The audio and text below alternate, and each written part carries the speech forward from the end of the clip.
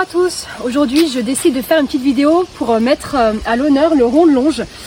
En tant que professionnel, moi je trouve très utile d'utiliser le rond de longe pour plein de différentes raisons que je vais vous énumérer. Je trouve qu'il y a très peu de professionnels qui trouvent un intérêt finalement à utiliser le rond de longe. Je l'ai vu parce que j'ai accompagné des professionnels dans leur travail qui vraisemblablement ne trouvent pas d'utilité en fait à utiliser le rond de longe pour le travail du cheval.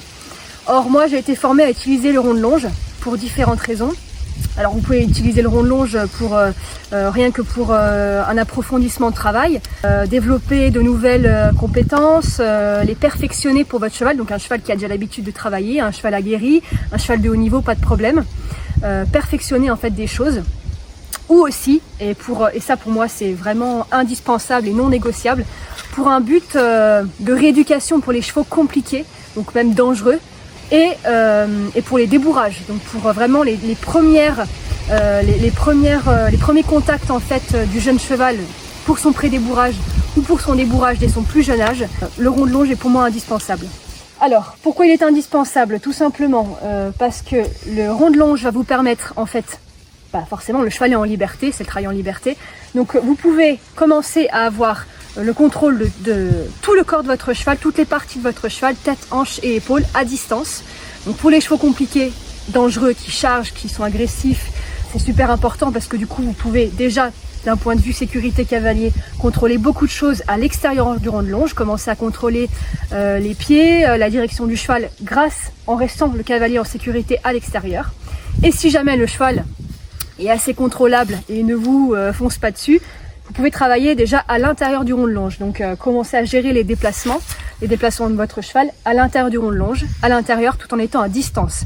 Donc c'est quand même un atout qui est quand même majeur parce que contrairement au travail à pied, là où on a quand même un peu plus de pression, on a plus de contact avec le cheval, donc on a, comme vous connaissez vous, travail à pied, hein, le cheval il est sous contrôle parce qu'on a la longe, on le tient, on a un contact plus direct avec lui. Là, le rond de longe, c'est ça en fait qui est pas mal, c'est que voilà, pour les chevaux aussi qui ont du mal à avoir un rapport à l'homme, pour reprendre tout le travail de rééducation, on est à distance, on contrôle en sécurité, dans la décontraction, à distance, chaque pied de notre cheval, tout en étant en sécurité. Voilà.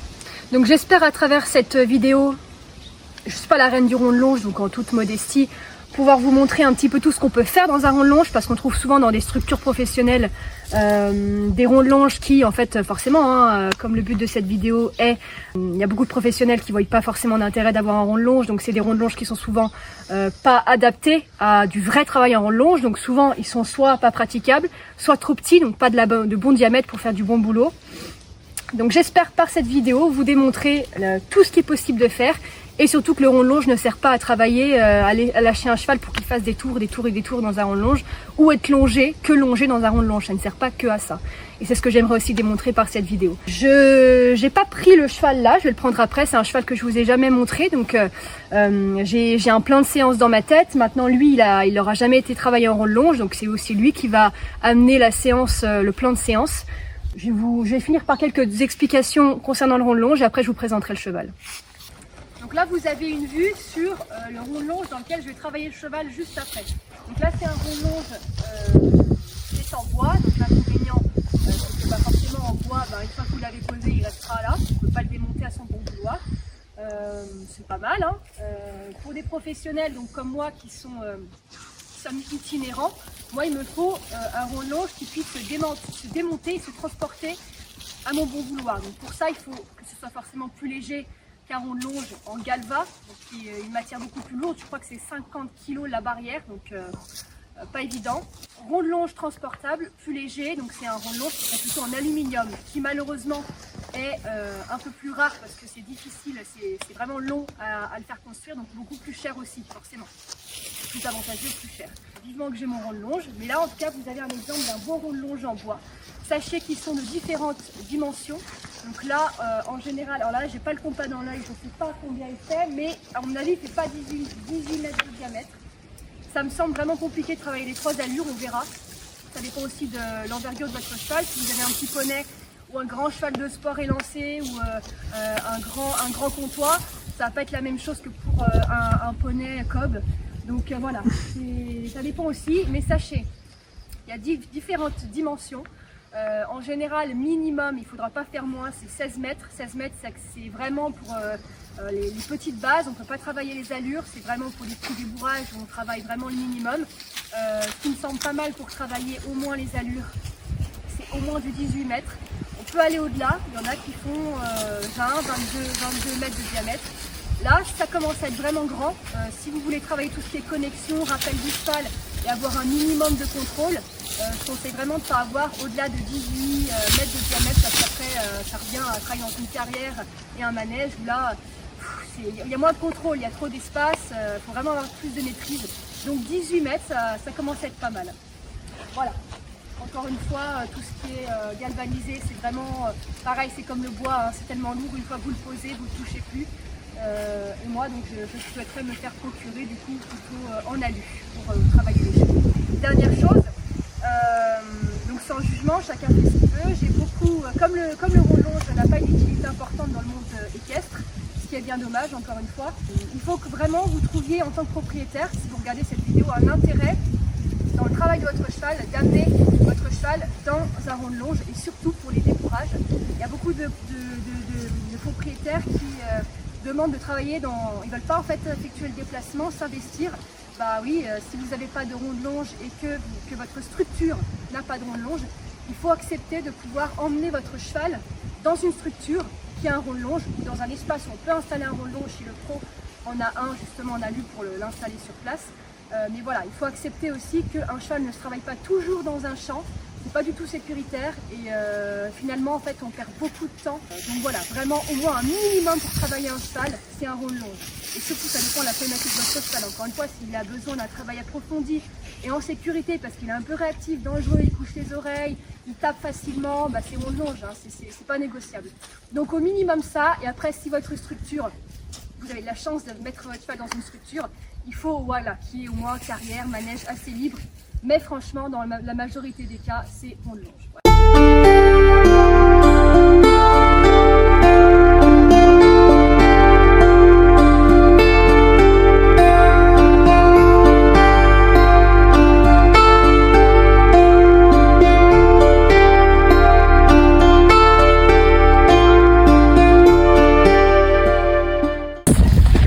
Cheval boueux, cheval heureux.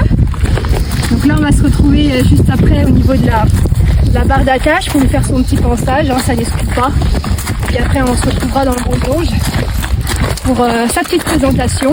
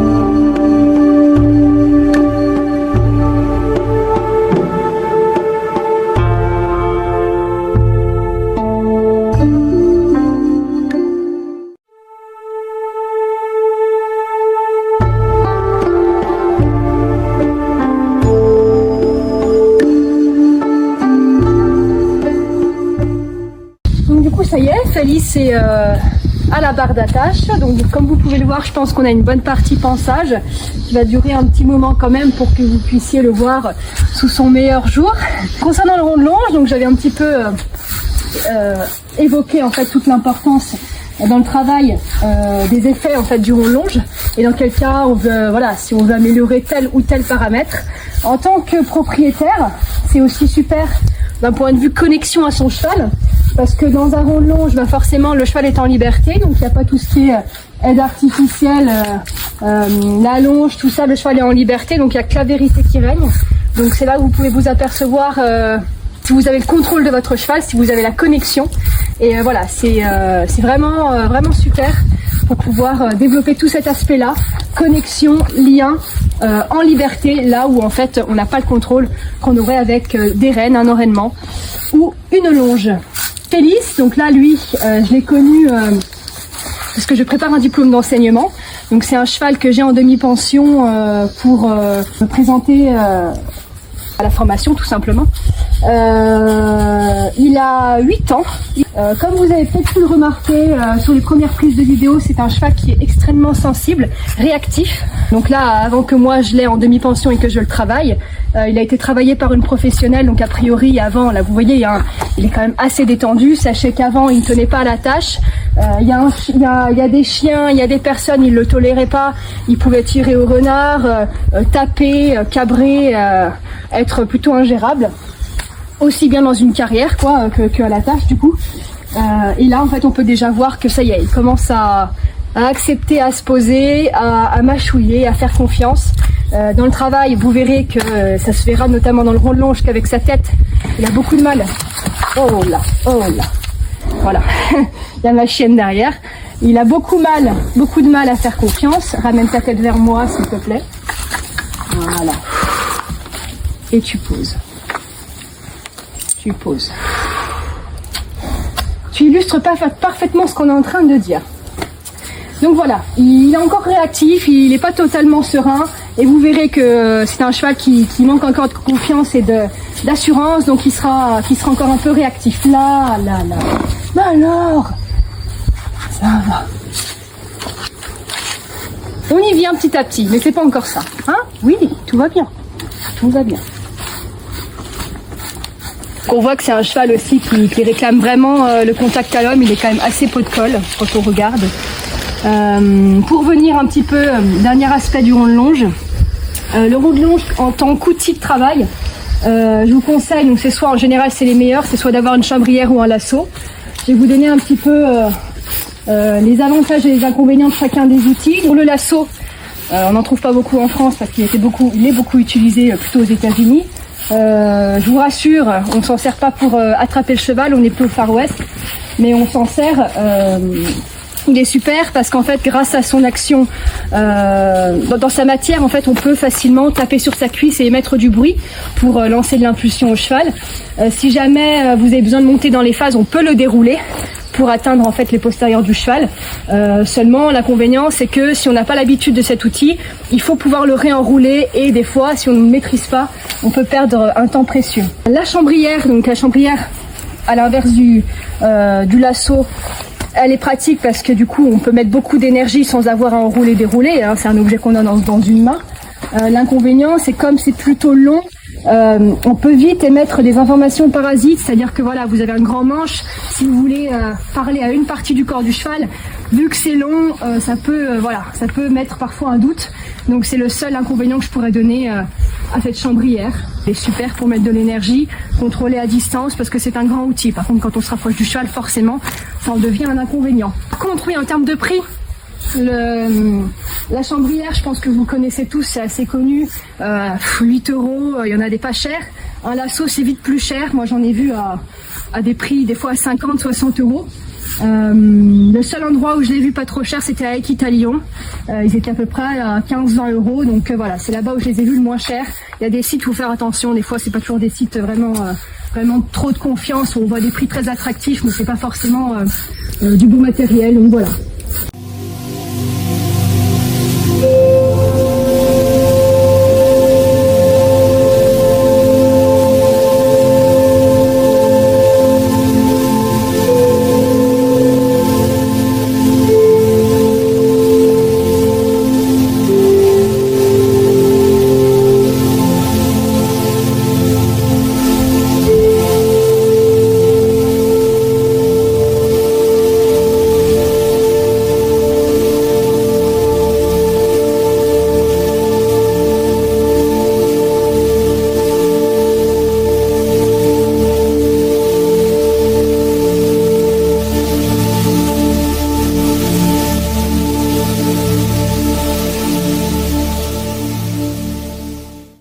Qui connaît pas le rond de longe, je fais visiter autour.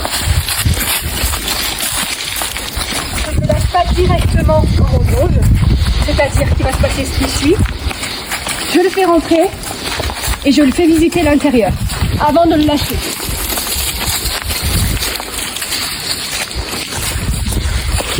Tranquillement.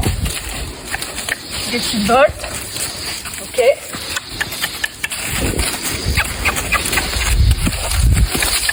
Voilà. Évite tranquillement. Donc ça c'est pour un cheval qui ne connaît pas le rond de longe. Là, tu files. Tu files. Ensuite,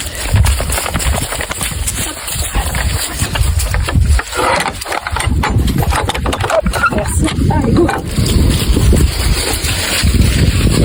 Donc, Félix, c'est un cheval qui apparemment fait pas mal d'extérieur. Puisque ma monitrice qui le travaille, elle, c'est une monitrice extérieure, elle a la TE. Donc ça, il le fait pas mal. Il sort. Malgré qu'il soit sur l'œil et qu'il aime bien voir des fantômes un peu partout, on est en train de régler ça. Voilà, il est très réactif. Donc là, je vais le lâcher tout doux. Ça va. Quand vous lâchez votre cheval dans le rond de longe en liberté, vous pouvez le laisser en mort de filet, en licoletto, en side pull, en tout ce que vous voulez, ou sans rien. Là, c'est la première fois qu'il travaille, je laisse quand même de quoi le tenir. Ok, donc il sera en liberté totale, parce que vous verrez que le travail en liberté est très sportif pour le cheval et pour nous, parce qu'en tant que cavalier, il va falloir qu'on anticipe tout, qu'on ait un excellent timing et qu'on soit très très concentré pour être très efficace. Il faut tout anticiper, il faut être présent à 100% tout le temps.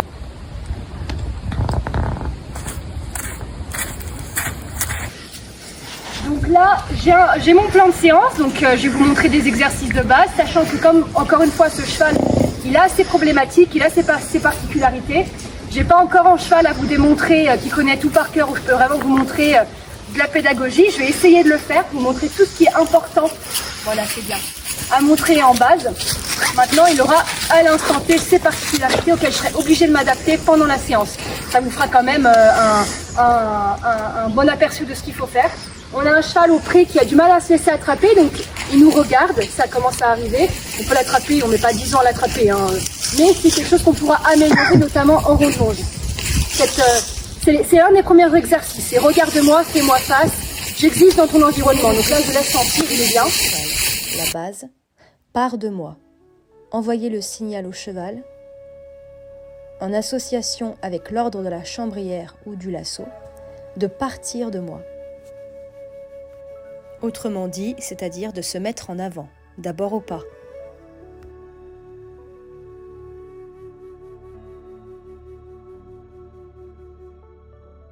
Alors là, je vais commencer à lui demander de bouger.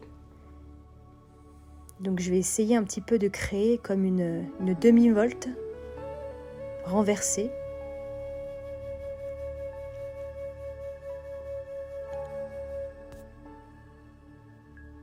Et je lui demande de me faire face, d'avoir son attention.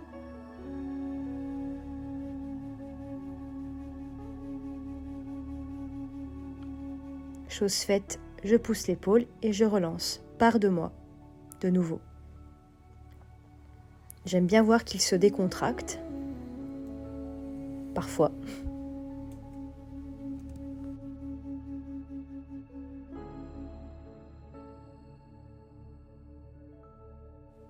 On voit qu'il cherche à trouver son confort dans son trot, à chercher une attitude basse. Autre exercice, faire des transitions, de nombreuses transitions. Au pas, au trot, pas, arrêt.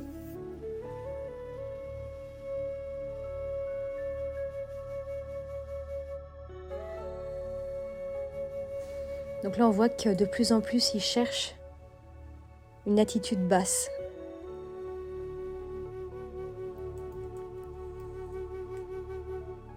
Donc là, j'ai redemandé de passer au pas. J'ai fait un petit changement de direction.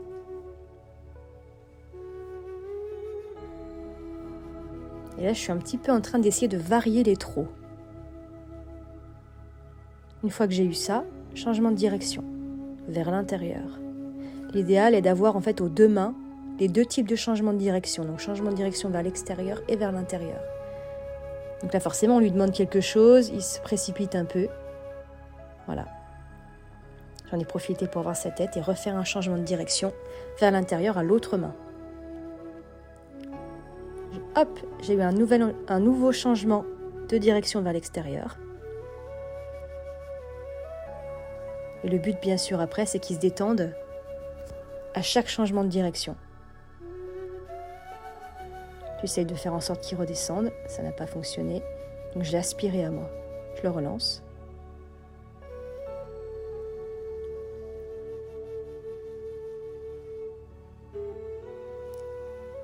Ouais.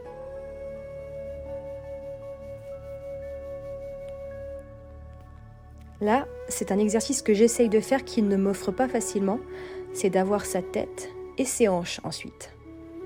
Et j'ai beaucoup de mal, vous voyez, j'essaie d'aspirer sa tête, il me la donne un petit peu, partiellement, et dès que je demande les hanches, ah là, ça y est. Là, ça a été bon. Mais on m'a vu galérer pour l'avoir. Hein.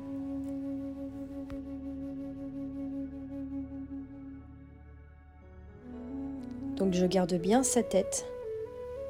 Je fais une mini pause, vu qu'il m'a donné ce que je voulais, je vais le caresser. Caressez bien vos cheveux toujours entre les deux yeux. Voilà, et là je perds son attention, je la reprends et je recaresse. Vos chevaux n'ont pas le droit de vous chasser votre main comme si c'était une mouche. C'est vous qui caressez et c'est vous qui décidez d'enlever votre main. Là, voilà, j'ai voulu lui demander la tête et les hanches, il est parti, donc très bien, je le relance. Et pour la peine, je lui ai imposé le sens. Je lui ai re-imposé un sens et je le calme. J'ai fait un arrêt. J'ai redemandé les hanches, il n'a pas voulu. J'aimerais vraiment lui apprendre « je veux ta tête et tes hanches », ça ne veut pas forcément dire « repars au pas ». C'est une indépendance, hein, c'est un autre exercice. Voilà, je lui ai redemandé, il n'a pas voulu. Donc j'essaye de l'arrêter, lui dire « non, je ne veux pas ça, je veux ta tête et tes hanches, ça y est ». Il m'a fait face, je pose ma chambrière et je recaresse entre les deux yeux. Je perds son attention, hein. Ça c'est le problème que j'ai énoncé au départ, et c'est ce qu'on retrouve auprès, c'est qu'il a vite tendance à nous fuir. Donc là, pour l'aider, je décompose. J'ai gardé le licol dans ma main pour aspirer sa tête et j'ai chassé les hanches. Là, j'ai demandé à reculer, donc c'est encore un exercice qu'on peut faire. Je aspire la tête, je pousse les hanches. Ne pas hésiter, si on galère trop, à bien redécomposer. Voilà. Et faire des gros câlins d'amour pour remercier nos chevaux. Je recommence. Tête, hanche. Voilà. On voit que ça l'a aidé. Hein.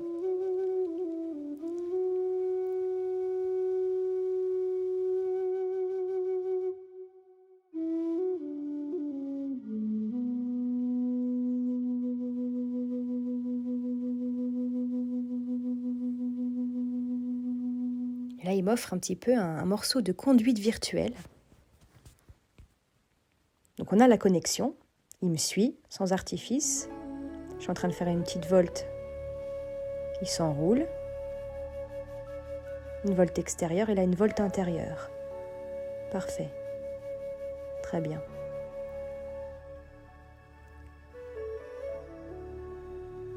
Et là j'aimerais reculer à distance. Au départ, je tolère un pas. Hop, je redemande un peu de tête et de hanche, très bien. C'est quand même beaucoup mieux. Hein.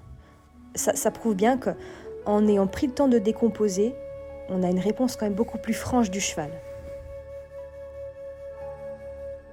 Hop, du coup je l'ai relancé et on repart pour encore rediversifier et reprendre, pourquoi pas, les transitions.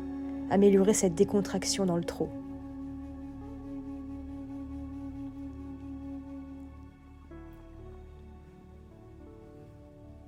Hop, j'ai demandé un changement de direction vers l'extérieur, très bien.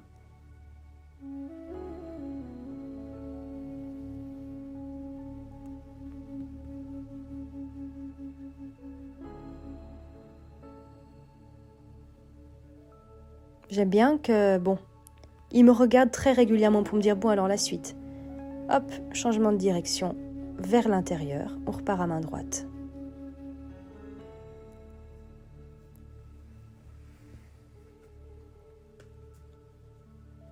Il est quand même très mignon parce que j'ai pas besoin de faire des grands déplacements et courir partout. Je vous assure que c'est pas avec tous les chevaux. Hein.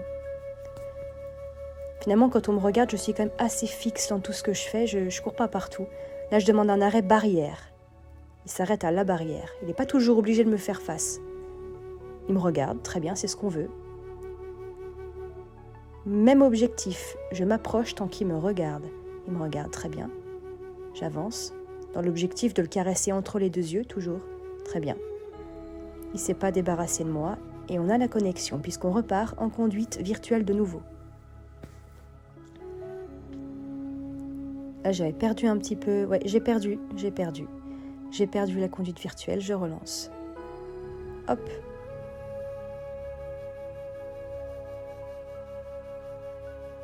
J'aspire. Hop, je fais un changement de direction. On repart à main droite. D'ailleurs, non. Tac. On fait un petit cercle et on repart. À main gauche, du coup. C'est bien, il se détend, même s'il y a un trot beaucoup plus soutenu qu'au départ où il était vraiment... Voilà. On voit qu'il tolère quand même de se détendre, même s'il a beaucoup plus de cadence dans son trot. Changement de direction de nouveau. Hop. Très bien. Là, on voit qu'il relève la tête. Hein. Encore une fois, le but, mais c'est vraiment la première séance, donc voilà, ça passe. Mais le but, c'est voilà, qu'il puisse effectuer tous les changements sans changer dans son allure et dans son attitude. J'ai essayé d'avoir sa tête et ses hanches, ça n'a pas fonctionné. Voilà, là, ça y est, j'ai eu.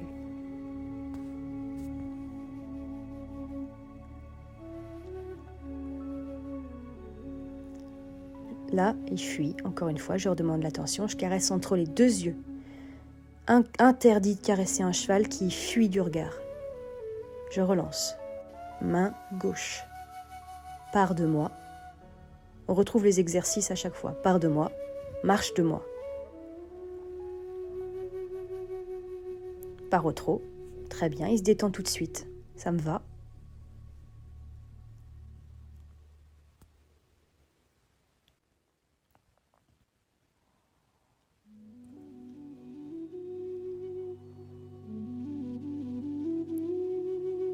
Finalement, c'est là qu'on voit qu'il est assez autonome parce que je ne fais pas beaucoup d'interventions. Il ne repasse pas de lui-même, il ne repasse pas spécialement au pas. Changement de direction. Là, le problème, c'est qu'il n'y avait pas assez d'impulsion de base et quand j'ai demandé de changer de direction, il s'est arrêté. Il n'avait pas assez d'énergie, pas assez d'activité.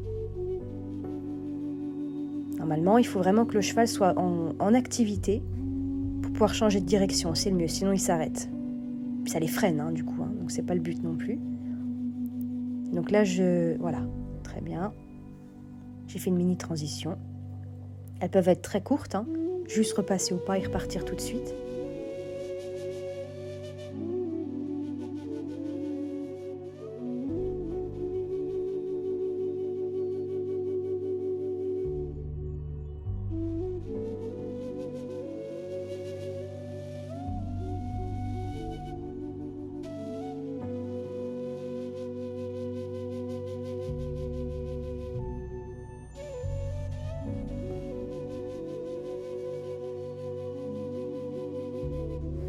Et là, pour lui, je vais essayer de repartir sur l'exercice. Je veux ta tête et tes hanches. Je persiste dans mon idée à avoir son attention. Là, je l'ai. Hop. C'est pas suffisant.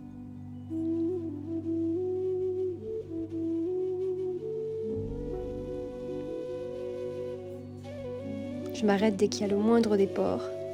Je redemande.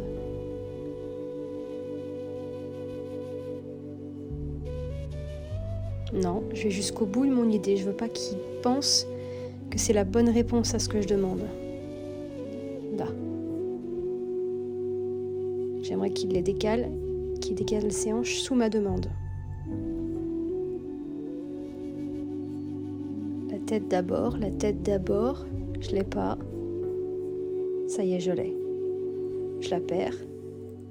Alors, je refreine. Je redemande.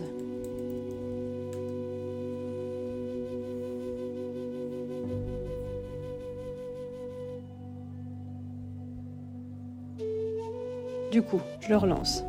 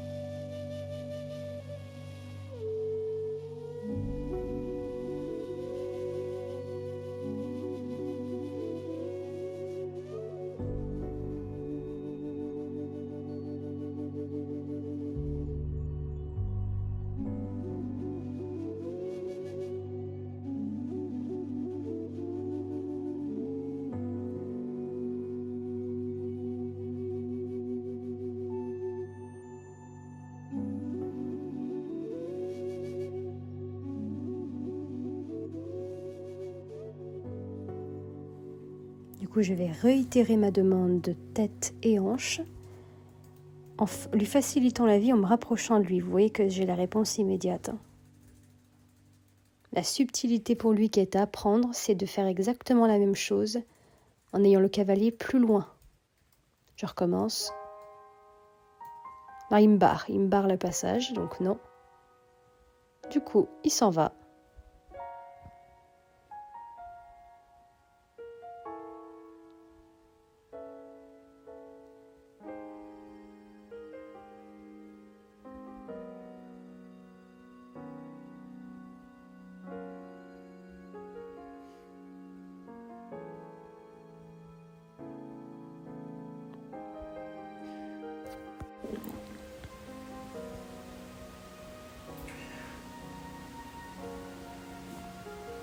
J'arrive à l'aspirer avec moi en conduite virtuelle.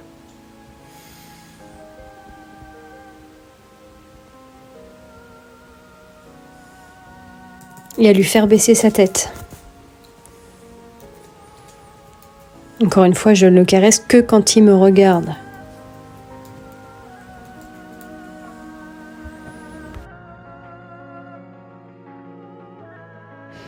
Comme je l'expliquais, donc la particularité et les points à améliorer de Félix, c'est qu'il a la tête qui fuit. On en a parlé pour Dans son pré. Donc là, c'est un exercice qui est pas mal pour ce genre de chevaux-là. C'est de pouvoir les aborder de différents angles. Vous imaginez en fait une étoile, des branches d'étoiles, et vous pouvez donc les aborder de tous les côtés. Et à chaque fois, en face, de profil, après l'arrière, mais bon, là lui on a besoin vraiment d'avoir son attention en flexion latérale surtout, pour avoir ses hanches. Et à chaque faisceau que je choisis, il faut qu'il me regarde avant que je revienne le caresser.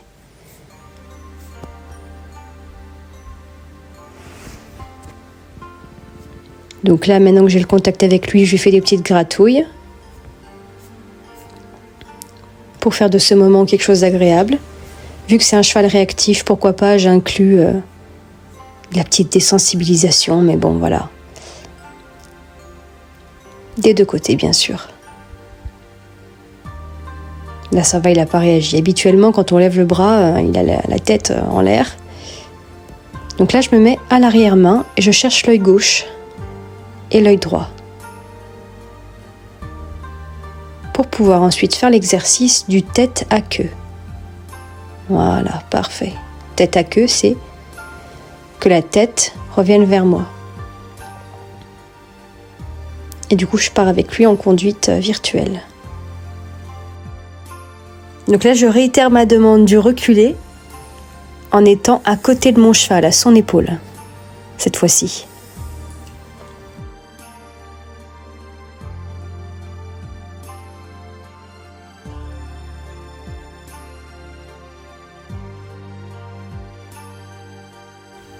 et je redemande.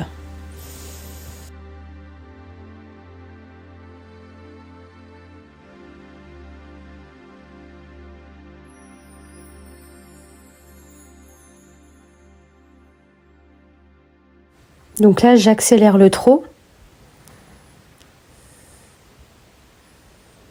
pour ensuite demander un galop.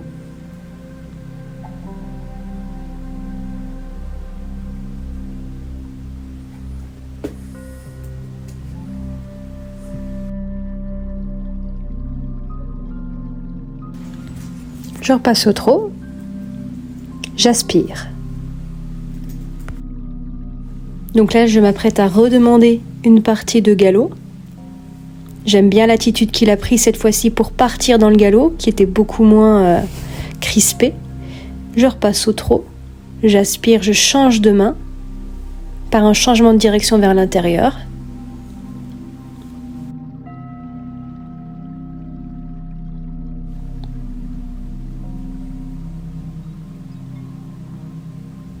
Donc là, je vais le faire bouger un peu dans toutes les directions, en faisant des changements de direction ou des voltes.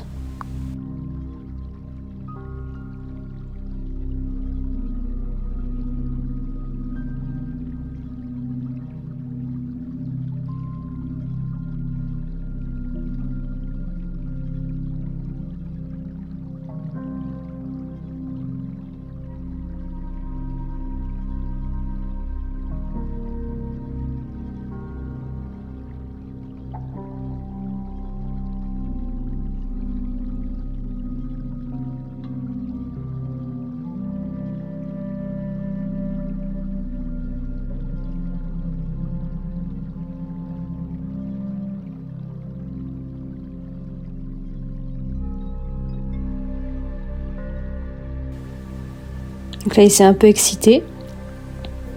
Je vais faire changer de direction pour réinstaurer le calme.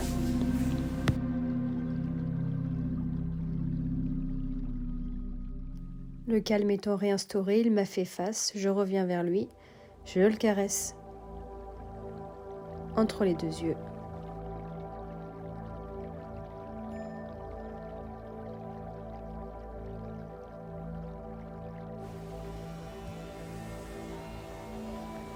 Du coup, je vais me mettre accroupi au milieu du rond de longe et je vais attendre. Là, on voit qu'il réfléchit. Ses oreilles, on peut observer l'inclinaison de ses oreilles, sa tête. Il se pose des questions et j'attends qu'il prenne la décision de revenir vers moi. Il prend la décision, je récompense, je tends la main. Et gros câlin d'amour.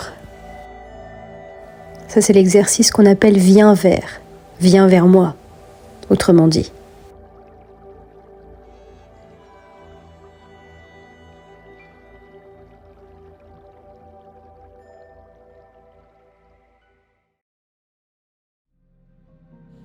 Donc souvenez-vous, sans reculer un peu à distance, on a vite la tête qui fuit, comme d'habitude. Donc là, j'essaie de le faire reculer, mais à chaque fois, sa tête part.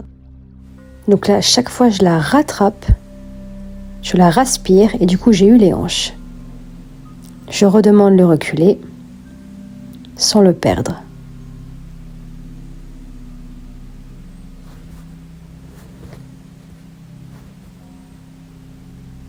C'est sûr qu'en liberté, il faut vachement doser sa propre énergie qu'on met en fait dans la demande. Parce que là, on perd le cheval. Un geste de trop, il part, il s'enfuit. Et là, du coup, on perd tout. Donc ça, c'est vraiment un travail aussi sur le cavalier et la gestion de ses demandes, de l'intensité de ses demandes.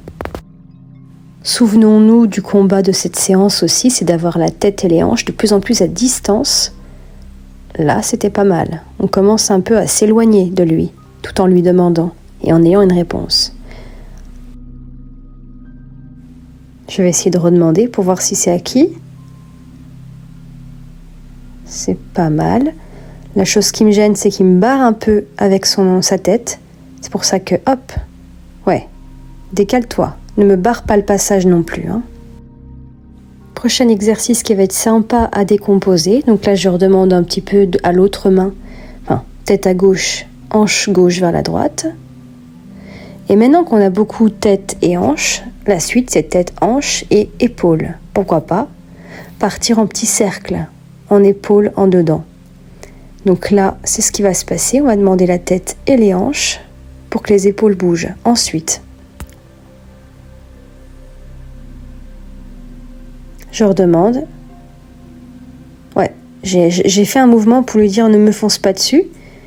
Il est parti en petit cercle et j'ai fait un arrêt d'urgence. Reviens vers moi. Donc de nouveau, hop, je redemande la tête sans qu'il me pousse avec son épaule. Donc je prends mes distances, voilà, la tête et les hanches. J'aimerais qu'il ne me barre pas le passage. Enroule-toi autour de moi. Je le perds, donc je réaspire. Et chose qu'on n'avait pas avant, c'est qu'on a un cheval qui revient facilement, beaucoup plus facilement sur demande quand j'aspire la tête à moi. Il me fait plus face. Et pourtant là j'aurais pu le perdre, comme je l'ai beaucoup perdu au début. Donc forcément gros câlin. Donc du coup, hop, je demande de l'autre côté tête et hanche. Ne me barre pas le passage avec ta tête.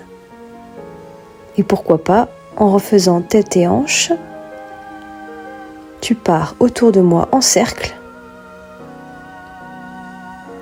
Bien. Vous avez vu ?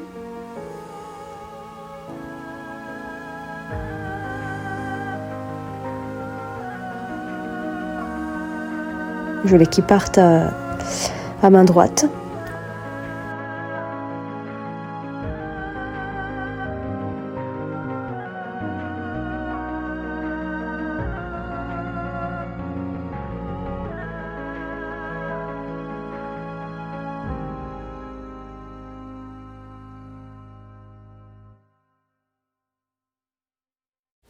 Donc moi qui n'avais pas tête et hanche en aspiration, moi qui l'avais que de très près et pas à distance, là j'ai eu quand même un tête et hanche beaucoup plus à distance. Je redemande avec le cheval beaucoup plus loin, toujours plus. Donc là je demande sa tête. Là on est loin. Et les hanches. Et c'est très bien. Du coup gros câlin.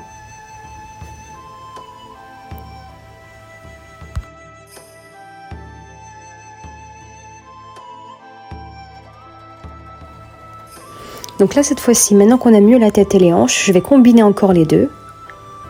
Et je vais comme lui demander de tourner en cercle autour de moi. Vous voyez, j'aspire la tête et je dose avec une action de pousser sur les hanches. Vous voyez ? Du coup, j'aspire à moi la tête, mais en même temps, je donne quand même la propulsion du postérieur intérieur pour qu'il tourne autour de moi, un petit peu en épaulant dedans finalement. Et voilà, c'est la fin de cette initiation travail en liberté pour Félix. On a pu mobiliser la tête, les hanches et les épaules via différents exercices.